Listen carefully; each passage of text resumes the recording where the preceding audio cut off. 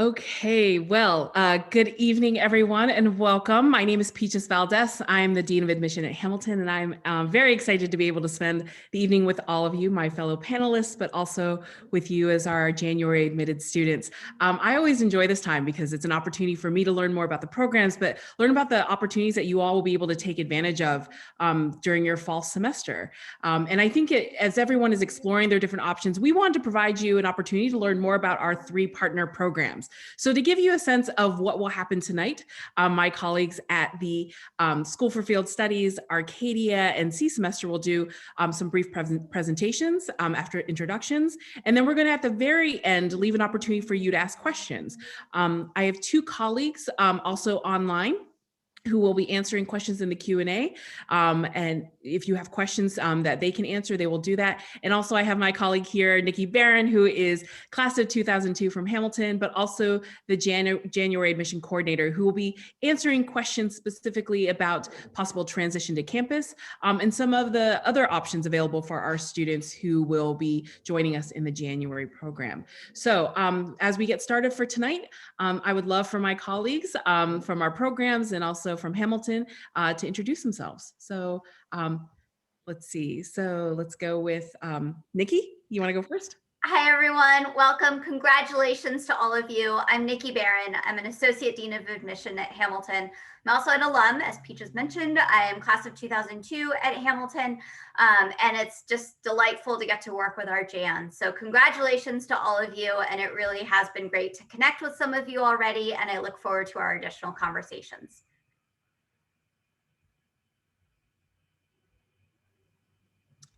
Mark, do you want to introduce yourself? Thanks. Hi, my name is Mark Long, and I'm with C semester. I am associate professor of history as well as an associate dean there, and I've been working with Hamilton Jan Admits since I think for 5 years. I'm not sure with COVID years like how that counts, but anyway, yeah, roughly 5 years. I'm happy to be here. Thanks. Great, thank you so much, Mark. How about Mary and Russell? Hi, everybody. My name is Mary Rogers. I am a senior program manager at Arcadia University, where I have been working with the Hamilton Jan program in London since 2016. So the class of 2025 is my 6th cohort of Jan. So this is one of my favorite groups to work with, and I'm looking forward to telling you a little bit more about the program. And I'll kick it over to Russ, my counterpart over in London. Hi there, good afternoon, everyone. As Mary said, my name's Russell Pepler. I work in the London Centre, and scarily, this is going to be, I've realised, my 9th year working with Hamilton's JAM programme. So looking forward to seeing some of you in London later on in the year. Devin. And my name's Devin Foxall. I work for the School for Field Studies. I'm the Director of Institutional Relations. Basically, that means I help connect interested students with SFS programs around the world. And speaking of that, I will dive right in to give you our first presentation of the night. Let's see if I can share the screen. It's my first Zoom meeting of in the last year, so let's see if I can do it.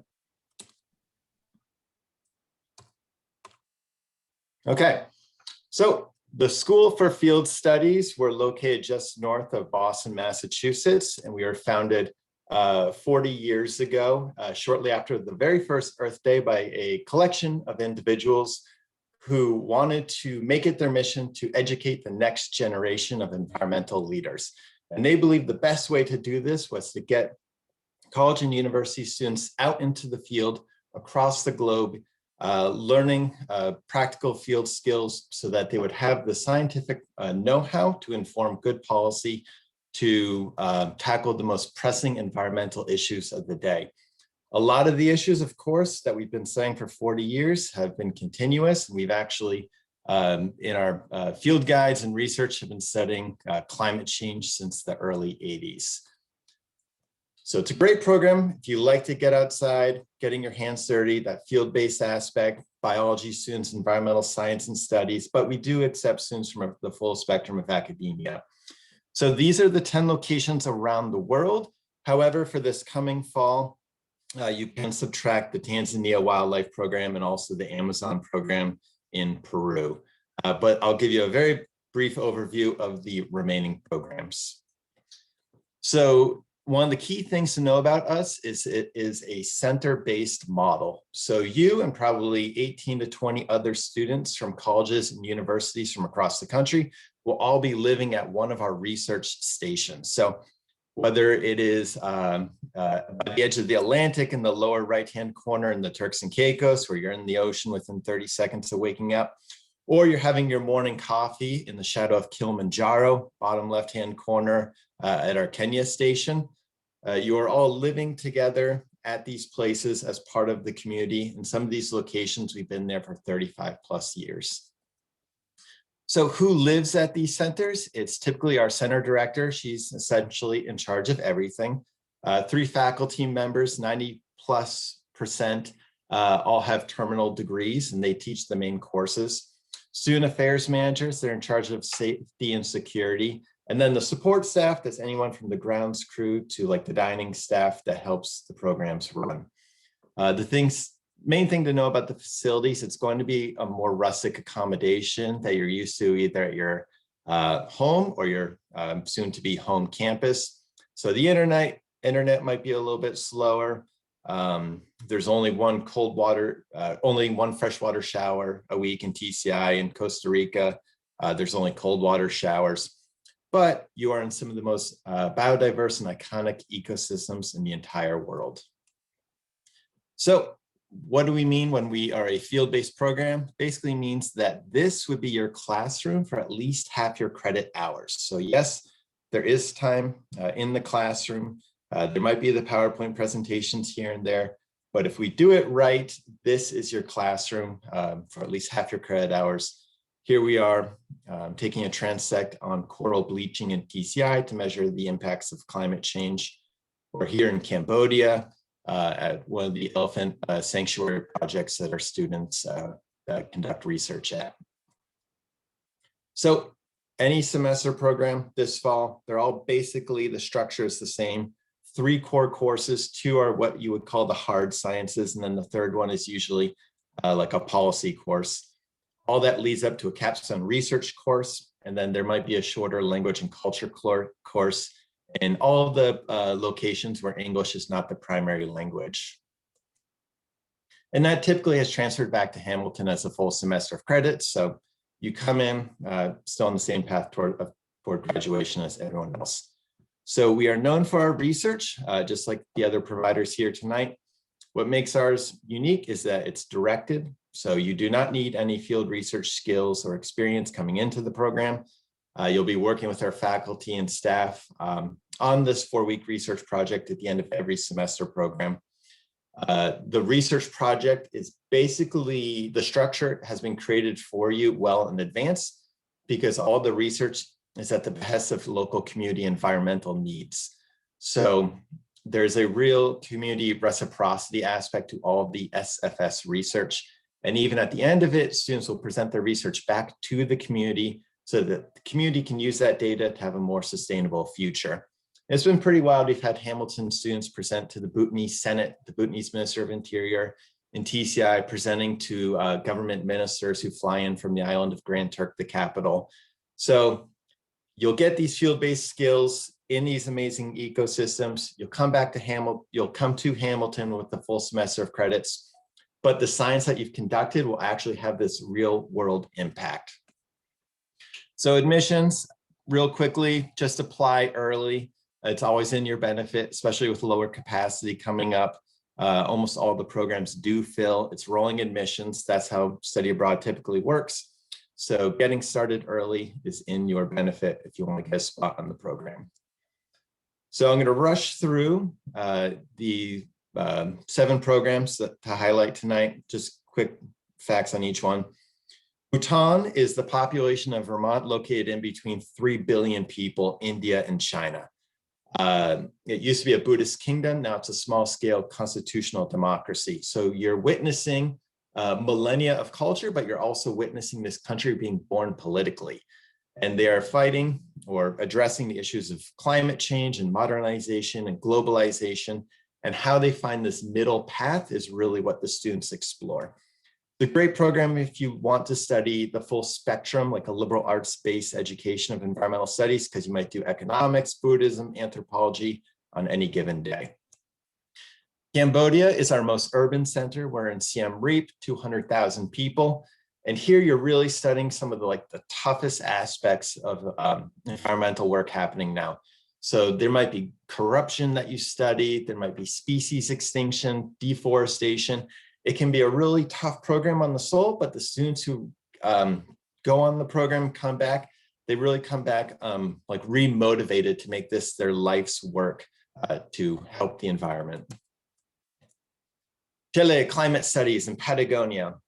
It's no surprise, but climate change, when we interview our alumni, is the most pressing environmental issue. We tried to figure out where is the location on the planet that is almost like the epicenter of what is happening. And so we settled on southern Patagonia.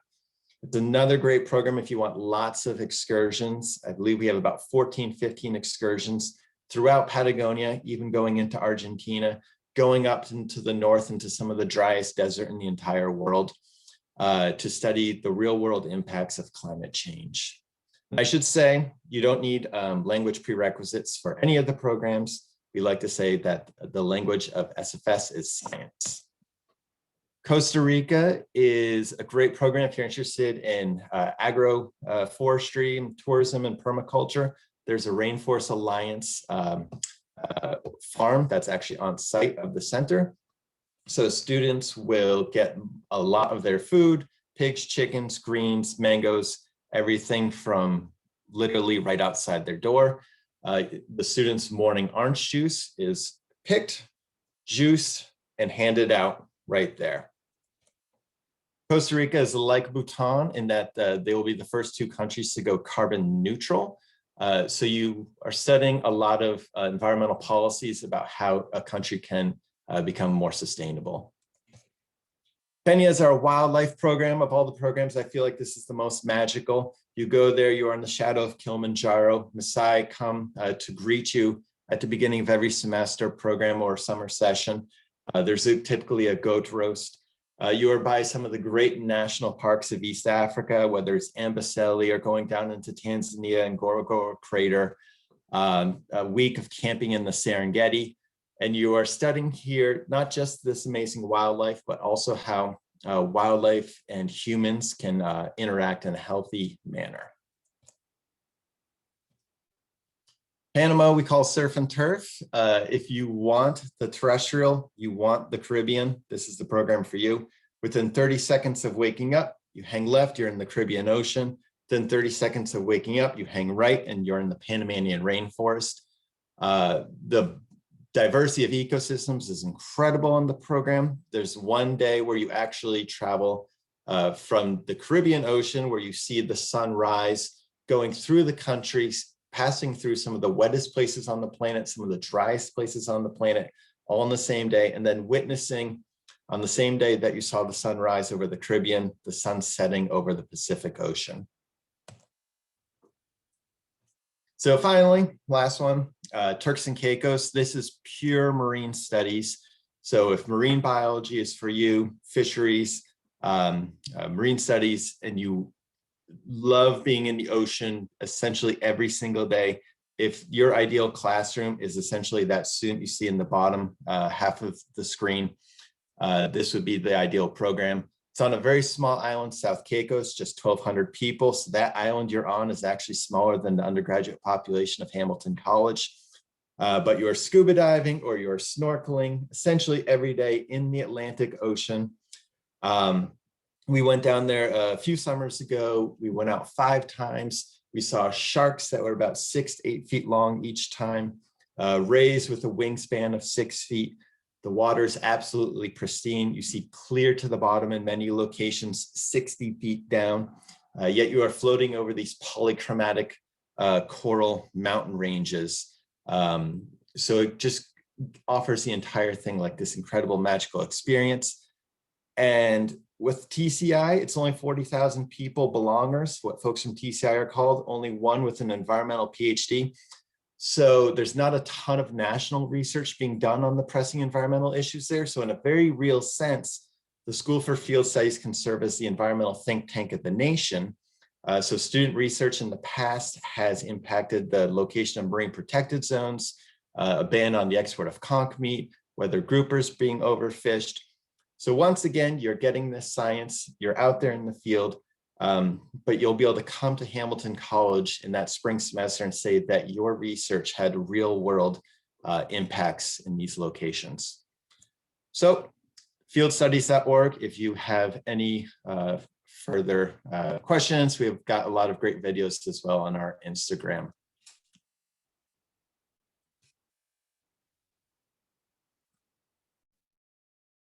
Great. Thank you so much, Devin. Those are some amazing programs, and we do have some questions, but we'll answer them at the very end for you. So great. Mary and Russ. All right, I will share my screen.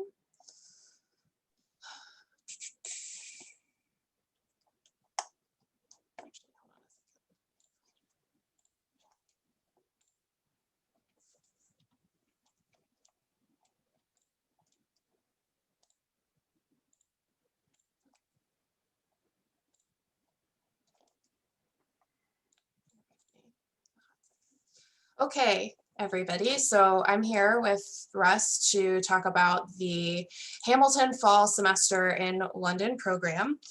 So this is a decidedly untropical location, just a spoiler alert for all of you here after their first presentation.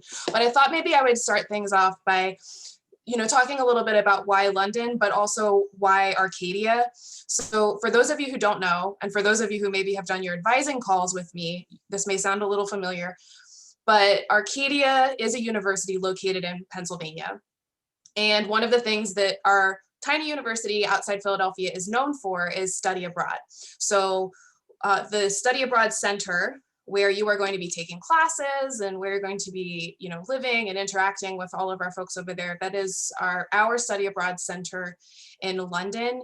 And it's still, it is a fairly intimate learning experience in a very large city. So, we pride ourselves on having, small discussion-based classes, really fostering a cohort of, living and learning and really using London as a classroom while you're there. So why London? You will earn a semester of transfer credit to bring back for your spring semester when you matriculate into Hamilton. All of the classes that are available to you have been reviewed and evaluated by Hamilton's faculty for some kind of transfer credit. So it is itemized on the Arcadia course transfer page on the Hamilton website as to how each course comes back in. Your cornerstone course, Showcasing the Nation, does count as a writing intensive requirement, for example. So you will connect and form lasting bonds with other Hamilton Jans, as well as our other students studying in London. So like I said, we have study abroad programs that run for a bunch of students and programs. We have a similar first year program that we run with another university, with Brandeis University. And then we also have our standard study abroad programs for upperclassmen. So you're actually going to be, interacting, meeting other students from around the United States in London, which is really cool. It's a program for a student who's really interested in, increasing your independence and gaining, some life skills. There is no meal plan on the program. So there's going to be a lot of cooking, shopping for groceries, that kind of thing, which is always very exciting, when you're 18 and you're going off, for 4 months by yourself with all of your friends. It's always a journey of exploration, I think, for all of our students. And I think one of the most important things is that you experience a new culture at a very deep level. You go beyond the superficial. This is your home for 4 months, and students really embrace that and get a lot out of the experience. Russ, you live in London, so any any insight as to why London as well? I think that's really the part that Mary was saying about the growth of independence is one of the biggest parts of this. It is taking that responsibility for looking after yourself, making sure that you get yourself to classes on time, making sure that you eat, that you have, that you make the most of the opportunities that London also provides for you, whether that be culturally or to participate in other activities or to just grow the sort of your life experiences. That's really what we're hoping to support you doing whilst you're in London. So I think that, yeah. So where are we? We are in Bloomsbury. The nearest tube station is Holborn, is where our classroom space is.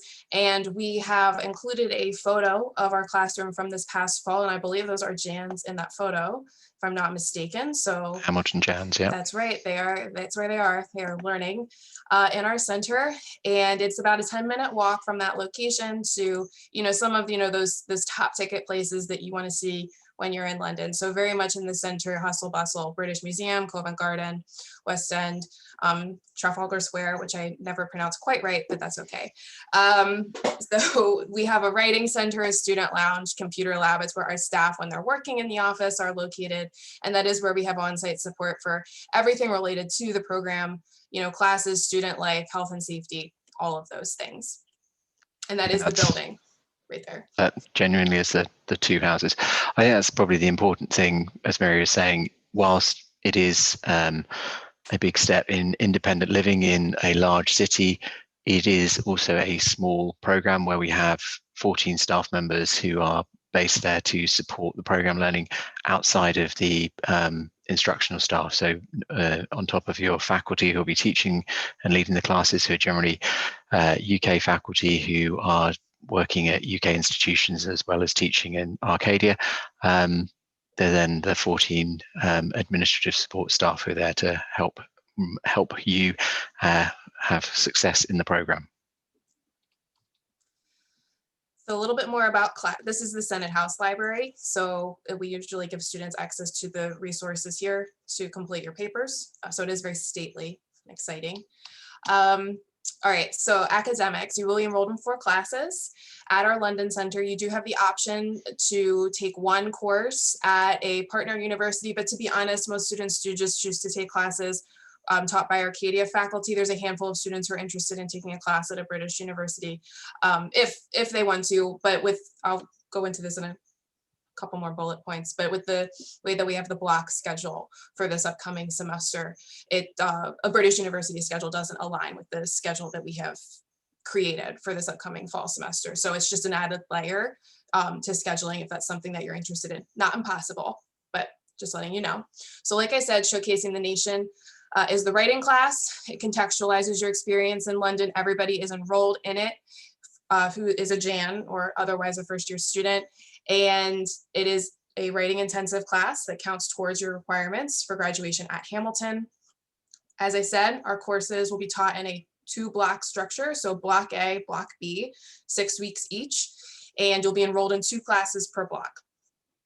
We will be delivering classes in a on-site blended format, which is why Russ, you can describe. All of the classes, one of the reasons they're being taught in blocks is so that one of the abilities we're going to have is the ability to teach a class virtually if it's needed. So if a student has to self-isolate, the student has to be able to access that class and not be disadvantaged by not being able to attend the class in person. So all of the classes will be made available virtually in addition to being delivered in person. Mm-hmm. All right, so housing. Everybody will be living in Princess Elizabeth House. It is about a 35 to 45-minute commute to the London Center. It is apartment style living with singles or double bedrooms, shared kitchens, dining areas, common areas, those kinds of things. Bedding is provided. It is my #1 FAQ every year. There are free laundry facilities on site. There's utensils, crockery, appliances, those kinds of things are in the kitchen. It is a full kitchen, for storage. It's where you're going to, store your food, prepare your meals, those kinds of things. We do have 3 on-site resident life assistants. We do have a video tour of Princess Elizabeth House on the Arcadia program page. So I definitely encourage you to watch it. I know some of you have told me that you've watched it already and found it very helpful. Anything else about PEH, Russ? No, I think you've done a good job there. I lived there for a few weeks when I went over to London, so I can attest that these are real photos and that is really what it looks like. It is located in Highgate. It is a residential neighborhood in North London. It's within walking distance of, most students use the Archway tube station, or they take the 34 bus. If yes, do I have the I number? think so, yes. Yeah, okay. I'm not there. It's been a while. Right, so it's very near to a lot of really interesting places: Highgate Cemetery, Hampstead Heath. It is a short distance from Highgate Village, which just has a lot of like very charming shops, cafes, those kinds of things. It's a different neighborhood than where the center is in. So like I said, all the center is a very hustle bustle, it's where people go, where they're working and doing touristy things. Highgate is more residential. It's a little quieter. It's still in the city. It's still very much in the city, but it's just a different part of it. And it's a really great opportunity to explore and live in a part of the city that most students probably wouldn't go to if they were actually living in it. So I think it's really nice. There's a hill involved in the walk. So everybody talks about the hill. I remember the hill. But again, it's a good opportunity to stretch your legs and get to see the village. Okay, student life. So again, this is a photo of a couple of Jans who were with us in the fall. And so you will see that we did take them on some excursions. They are there in front of Stonehenge. So, there were still things going on. There were still things happening. And we are planning to do the same for students in the fall semester. So we do plan to, run tours led by our student life team to areas of the city, do day trips to, again, places like Stonehenge, Salisbury, Hampton Court Palace, the Tower of London. London is very, well situated. The transit network is, something where you can easily do a day trip to other parts of the UK. We have some suggestions here: Dover, Brighton, Bath, Cambridge, Oxford, and our staff are really happy to provide suggestions of what to see or do in London and further afield. And Russ, I just thought you might want to, explain kind of what's going into like the planning or thought process with excursions this fall. Yeah, we haven't as yet put up a list normally of where, as we would do with a list of excursions that will be available for students to purchase additionally or sign up to go on. We are making the decision that we will make those available as and when we know what is practical to do nearer the time. And so our intention at the moment is, as you can see, to offer a range of activities and a range of different visits and places to visit and events to do. But we will obviously be adapting that probably given the changing world. And so rather than promising a list of events that were there to begin with, I think we can show you what we've managed to achieve last semester, and we think last fall, sorry. And we're hoping that obviously this coming fall, we're anticipating we'll be able to do a larger and wider range of activities than we managed to do in the previous fall. All right, health and safety. So in a regular time and normal time, non-pandemic time, and pandemic time. So international health insurance is included in the program fee. It includes mental health support. We have 24/7 health and safety support through International SOS and Arcadia support staff. We do a comprehensive virtual orientation prior to departure. We have activities to help you settle in during and after quarantine. We're doing airport pickup and transfer on the day of your arrival, and you will have a designated Hamilton program advisor as the first point of contact. Really, this is all just to demonstrate that there is a lot of support for students on this program, from all aspects of the student learning experience: academically, socially, mentally, physically, with all of those things. We have that built into the program, and we want students to succeed and really thrive, while they're on this program with us. COVID expectations for the fall. So actually, Russ, maybe you want to talk about this. I was going to say, perhaps if I kick this off, Mary. The UK government has announced a roadmap earlier at the start of this current year. That roadmap is taking us through till the 21st of June, when at the moment their plan at the 21st of June is to remove all restrictions on life in the UK. They have made it very clear that this roadmap has got indicative dates in, and they will not be afraid to change those dates and move them around. But thus far, we are keeping to the dates that have been advised. So I think on Monday, non-essential shops reopen again in the UK. You can go to restaurants and eat outside, and bars and eat outside and have drinks outside and those sort of things. So there are sort of stepping stones that have come back. We were in 2020, we were probably switching on and off the shutting down and opening up of the economy rather faster than we have done this year. It's been a much more measured and stepped approach, which hopefully is a positive thing. The other significant change is the massive increase in, or the massive effect of vaccination. So I think we're running about 32 million people now in the UK have had their first dose of vaccination. That is everybody. I think we're almost up to everybody over 50 will have had their vaccination. The UK government is target is to have every adult over the age of 18 will have been offered a vaccination by July. So a lot of the premises the UK government are working around are based on everybody within the population having had that first round of vaccination or having their two vaccination jabs by the autumn, and they're now talking about offering booster vaccinations to at-risk categories in the autumn. So we are expecting that will change substantially the way the UK government and the UK economy will behave, and hopefully that will also have a substantially positive effect on any study abroad experience that you guys will be having with us in the autumn of next year. There are likely, I suspect, to still be some level of social distancing in place, but we are expecting that to be sort of masks on public transport and those types of things, rather than sort of more substantive restrictions on access.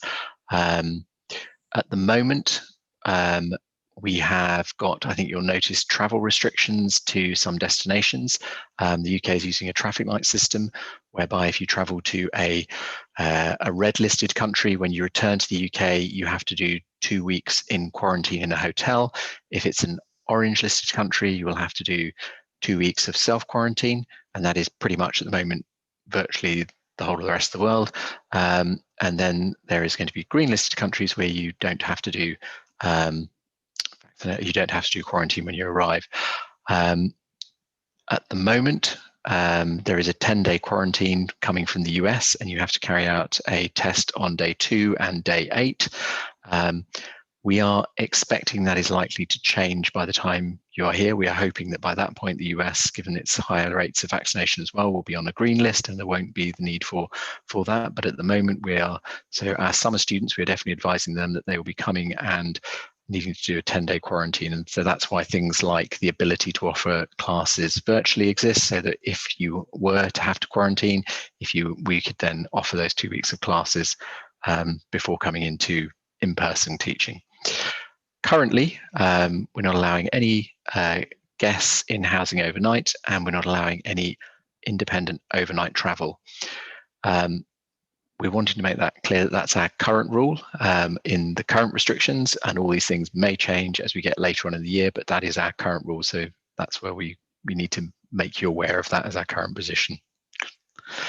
And there is a link to COVID-19 program expectations that Mary's kindly put on that presentation, which you can find on our website as well. And we'll keep updating that and keep updating any changes in our behavior and responses to sort of life with COVID. Thank you, Russ. All right, so that's it. That wraps up our part of the presentation. You can apply for the program online. The deadline is May 15th. We do have an updated deposit refund policy. So if you choose to commit to the program and you change your mind, for whatever reason, COVID or otherwise, and you withdraw by June 15th, we will refund your deposit. We're working on the program cost. I hope to share that with you in a couple of weeks. And that will include, tuition, housing, all of the support that we mentioned. We do have a scholarship program, so you can submit a scholarship for that. If you have more questions, I'm your person, so you can just reach out to me. My email is on the screen, and I do take advising appointments. You can schedule them with me using that link. Great. Thank you so much, Russ and Mary. A couple of my colleagues were texting me saying, can I go to do a site visit, please? So we may send some staff there one day. Mark, you're up. Great, thank you. See if I can get this screen share to work. And There we go. Is that good? Yeah. So I want to do all the programs I've seen so far. That may, I guess, say something about me. They all look just excellent. So Sea Semester is in some ways more akin to the School for Field Studies. We sort of have a similar focus on environmental education and conservation education. We are celebrating our 50th anniversary next year. So we've been doing this for quite some time. And our general focus is interdisciplinary programs focused on the ocean, obviously on the sea, and ocean conservation issues. We have a range of programs. I'm going to talk specifically about one, but we have other programs we've developed over the years. And I can mention a few that are available in the fall as well. And so let me just move into this next slide. One of the things, again, that we really focus on is the interdisciplinary nature of our work. So we do a lot of science work, and I think we're sort of most known as a science-based program, and all of our programs do have a significant amount of science involved, but we also do a lot of work on history. I'm a historian myself, as well as policy issues. So we do a lot of conservation policy work, and we also teach students how to sail, so what we call nautical science. So all of our programs have both nautical science component, a science component, and either humanities or political science or social science component to them. And again, all focused on the ocean and ocean conservation issues. So I have a short video, which I hope will work. And this is a video from our program last fall. And I put this in as a way to talk about how we dealt with COVID. So like everyone before me and all of you, and the world, sort of addressing the issues of how we respond to the pandemic. And one of the things that was sort of helpful for us is our classroom is quite mobile, part of it anyway, the ocean going part of it. We have 2 ships. I'll show you pictures of those in a minute. So we brought those basically back into domestic waters when the pandemic broke out just over a year ago. And this past fall, we operated basically from New England. This is a trip from New England down to Florida, actually, ended in Key West, and it's this our trip south, as we call it. So let me just run this video, and these are all images from that program.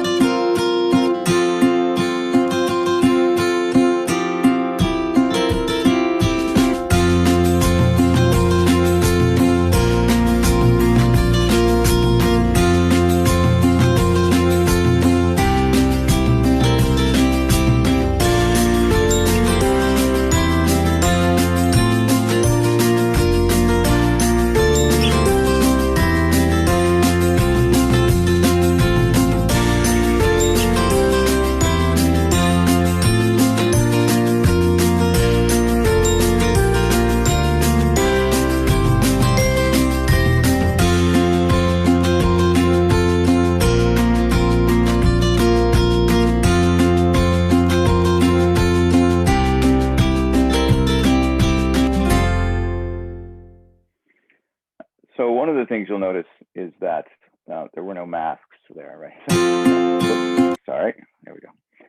And that was all from the sort of at sea component. And so what we've been able to do, our main campus, our terrestrial campus, as it were, is based in Woods Hole on Cape Cod in Massachusetts. So the School for Field Studies is north of Boston. We're south of Boston on the coast. And Woods Hole is a unique community. It's a sort of ocean science center, the Woods Hole Oceanographic Institute, maybe the most famous of the institutes there. And there's also the Marine Biological Laboratory, which is where Rachel Carson was working when she wrote Silent Spring and her other books. There's also a NOAA research program there. There's a USGS research program. There's the Woodwell Climate Center, which is one of the leading climate centers in the world, really, doing climate-based research. And there's us. So there's a range of programs in the area, mostly focused on research on ocean issues and ocean conservation issues.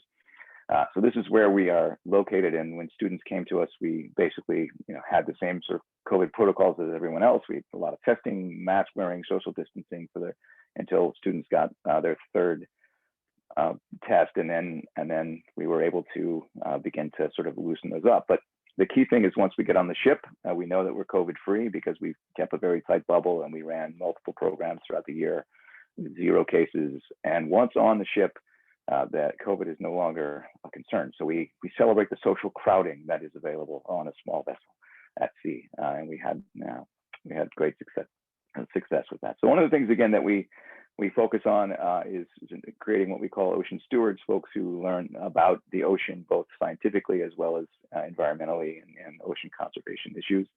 We also do a lot of building of teamwork skills. Our programs are max 25 students because that's what can fit on our ships. And so they're relatively small programs. But one of the things that's key to know about your time with us is that when you're at sea with us, you are a crew member, right? You're a student and a crew member. So you are engaged in the process of life at sea. You are engaged with sail handling, with steering, with charting, plotting our trajectory. You are dealing with the engine. You are dealing with sometimes time in the galley, helping in meal prep. We have a professional crew, and the professional crew will walk you through all of this.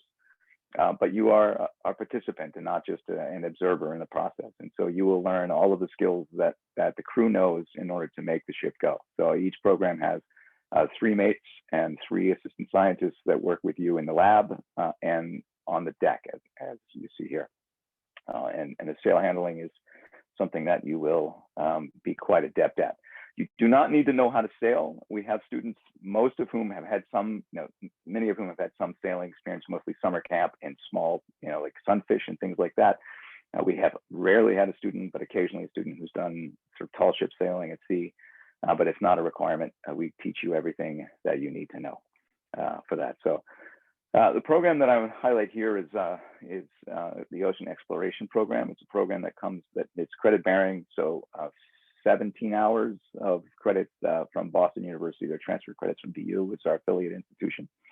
And again, their range of classes from oceanography, oceanographic research, maritime history, and nautical science. And so in the nautical science, you learn everything you need to know about going to sea, which includes both how to sail, but also you learn a lot about navigation, including celestial navigation. You will learn about weather. There's a lot of weather involved in sort of plotting weather and understanding the weather. So the nautical science class is integrated with, in many ways, with the oceanography class as well.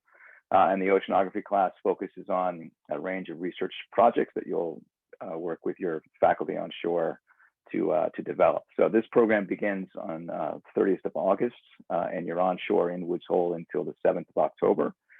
And then we board the ship in Woods Hole on the 8th of October for rather epic journey, a sail south to St. Croix in the U.S. Virgin Islands. So you will not touch land in between. So it's Woods Hole to USVI, and it's just you and your friends and the ocean.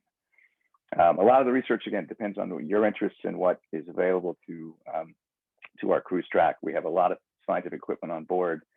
We have both a wet lab and a dry lab. We spend a lot of time, not a lot of time, but sometime every day doing ocean sampling. So you will be putting equipment overboard, doing different kinds of sampling, and then working with those samples in the lab to develop and to sort of work through your research projects.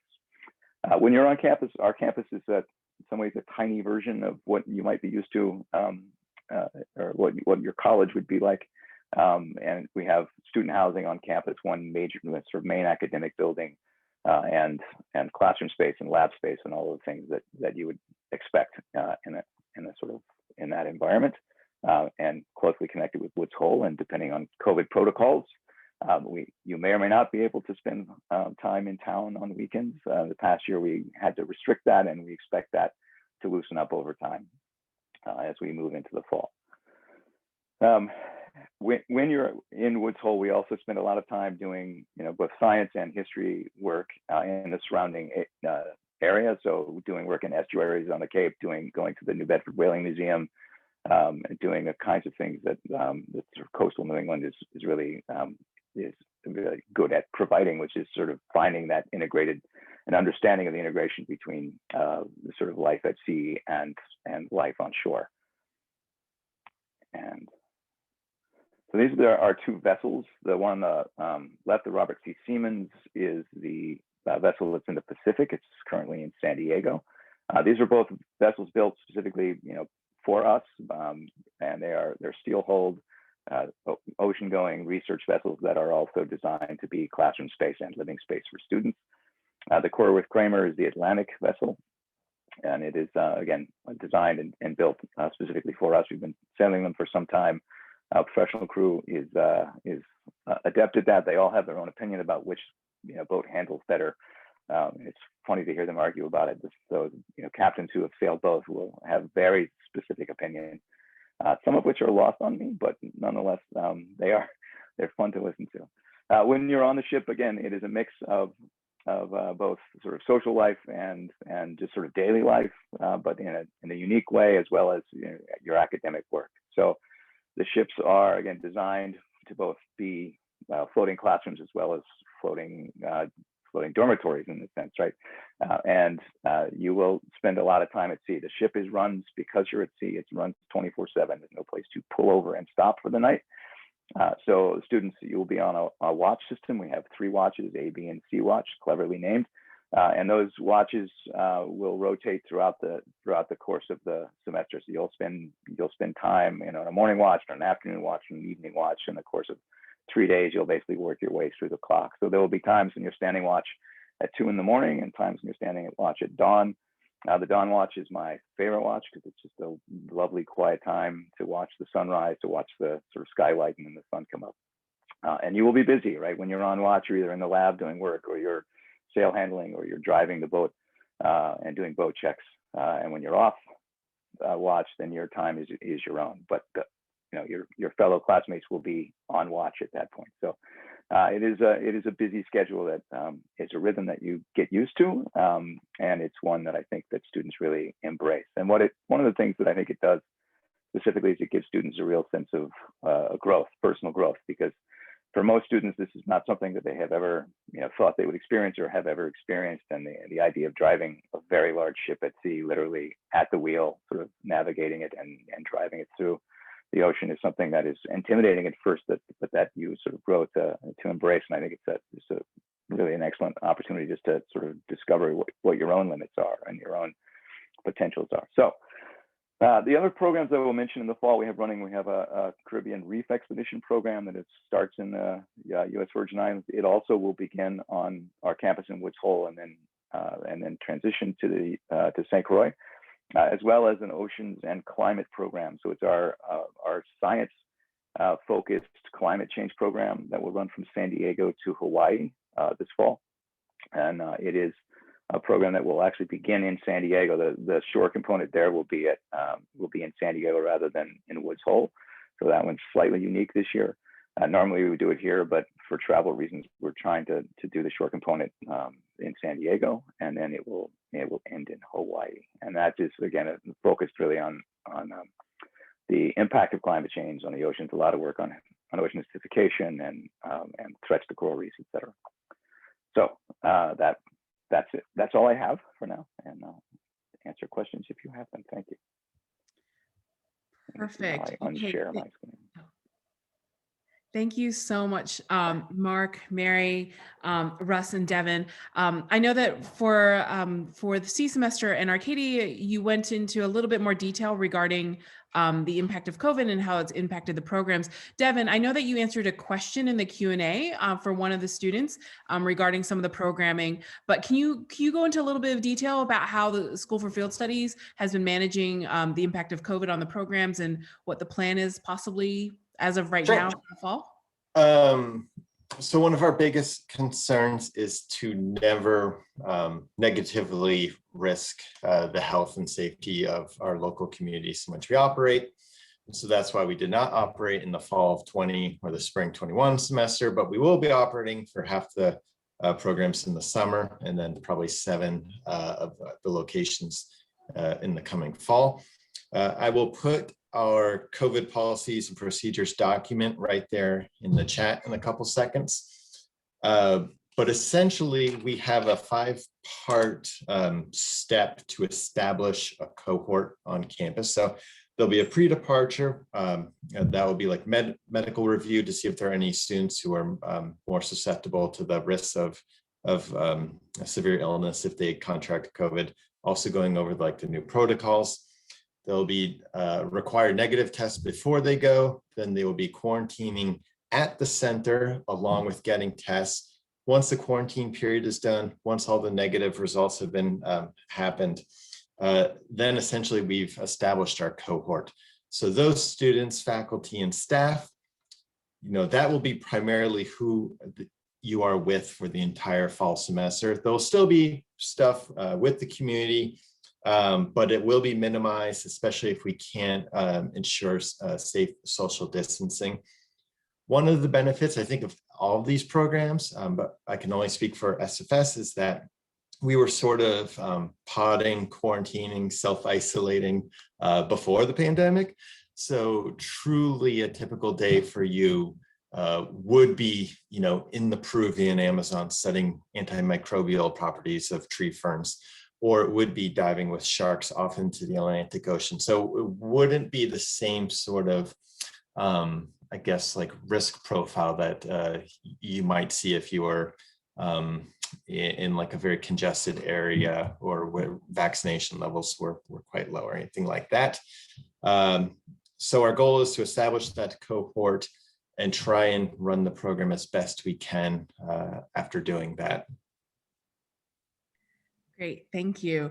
I think, what we wanted to do this evening was to give all of our students, our admitted students, an opportunity to get to see what our 3 primary partners are offering.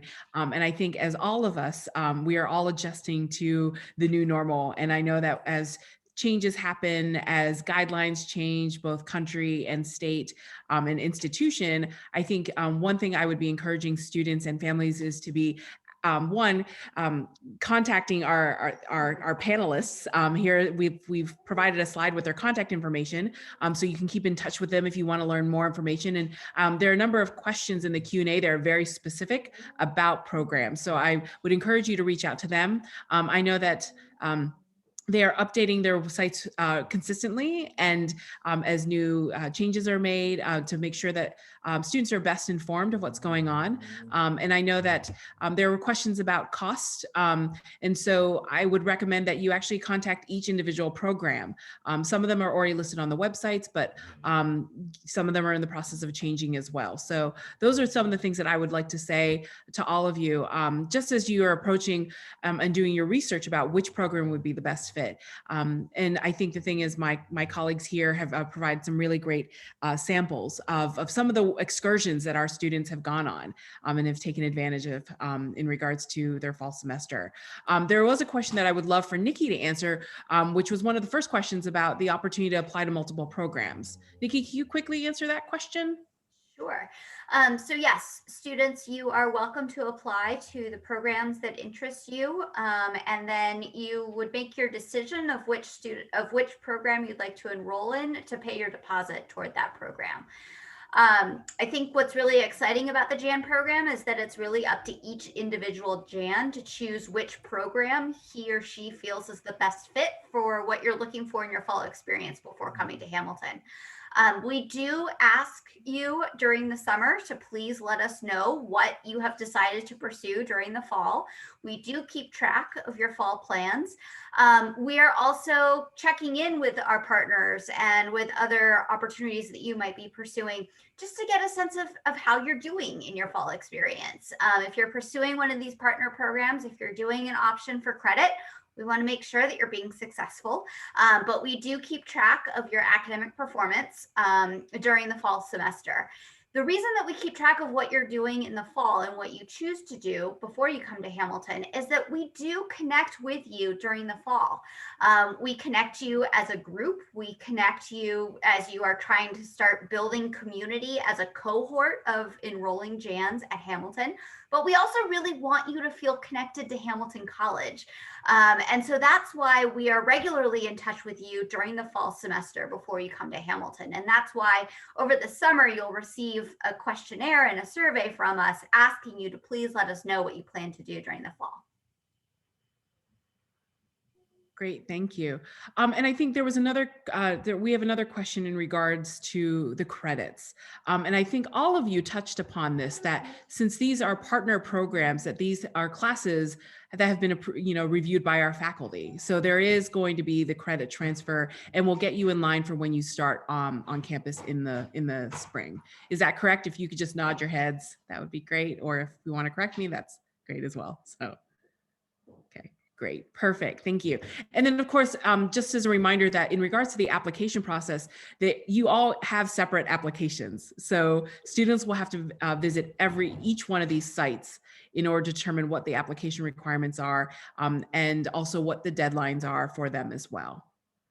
So I guess, one of the questions, I think one of the questions that I would love for, you've all kind of addressed it to some extent, is that it seems that for programs that you're all offering, there are classes taught in person, correct? That there will, there may be some virtual ones, but, for example, Mark, when you're out on sea, when you're out on the sea, you're in classes. And it seems the same for both Arcadia and SFS, is that you've been able to create some type of bubble in which our students are learning in a cohort, and maintaining that security as well, but still giving students that opportunity to be in in-class environments, correct?